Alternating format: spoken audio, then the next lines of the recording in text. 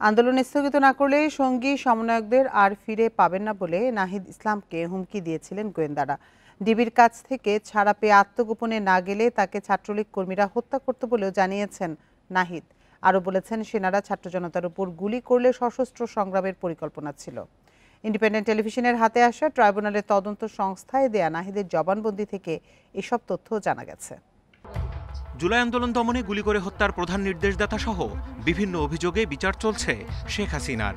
তার বিরুদ্ধে সাক্ষী হিসেবে আন্তর্জাতিক অপরাধ ট্রাইব্যুনালের তদন্ত কর্মকর্তার কাছে গুরুত্বপূর্ণ জবানবন্দি দিয়েছেন জুলাই আন্দোলনের অন্যতম সমন্বয়ক, বর্তমানে জাতীয় নাগরিক পার্টির আহ্বায়ক নাহিদ ইসলাম। সেখানে কোটা সংস্কার আন্দোলন থেকে শেখ হাসিনার সরকারের পতন পর্যন্ত বিস্তারিত তুলে ধরেছেন তিনি। নাহিদ জানান, 2024 সালের 14 জুলাই গণভবনে শেখ হাসিনার রাজাকার সংক্রান্ত বক্তব্যের উদ্দেশ্যই ছিল আন্দোলনের বিরুদ্ধে জনমত তৈরি করা। এরপরই উত্তাল হয়ে ওঠে ঢাকা বিশ্ববিদ্যালয় ক্যাম্পাস। 19 জুলাই গভীর রাতে রাজধানীর একটি বাসা থেকে তুলে নিয়ে কয়েকদিন আয়নাঘরে রাখা হয় নাহিদকে। আন্দোলন স্থগিত করতে চালানো হয় নির্যাতন, গুম করার হুমকিও দেওয়া হয় তাকে। সেখান থেকে ছাড়া পেয়ে ধানমন্ডির গণস্বাস্থ্যনগর হাসপাতালে চিকিৎসাধীন ছিলেন তিনি। ওই অবস্থায় গোয়েন্দা কর্মকর্তারা তাকে আবারও আন্দোলন স্থগিত ঘোষণা দিতে চাপ দেন।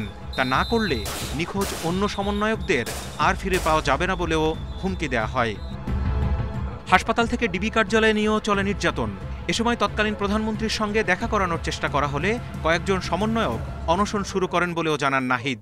এক পর্যায়ে শুধু স্বরাষ্ট্রমন্ত্রীকে দেখানোর অজুহাতে আন্দোলন স্থগিত ঘোষণার একটি ভিডিও রেকর্ড করা হয়।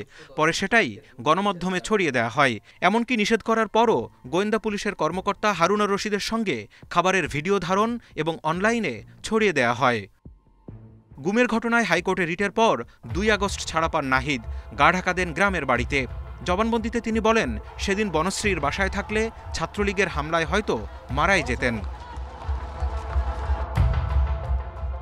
ঢাকা অভিমুখে লং মার্চ ঘোষণার পর 5 আগস্ট মিডিয়ার মাধ্যমে তারা জানতে পারেন সেনারা জনগণের উপর গুলি চালাবে না।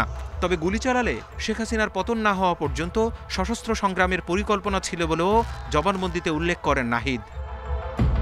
শেখ হাসিনার মামলায় নাহিদ ইসলামকে প্রসিকিউশন সাক্ষী হিসেবে উপস্থাপন করলে এই জবানবন্দি আদালতেও সাক্ষ্য হিসেবে দিতে পারেন তিনি। Zahidul Bashar, independent news, Dhaka.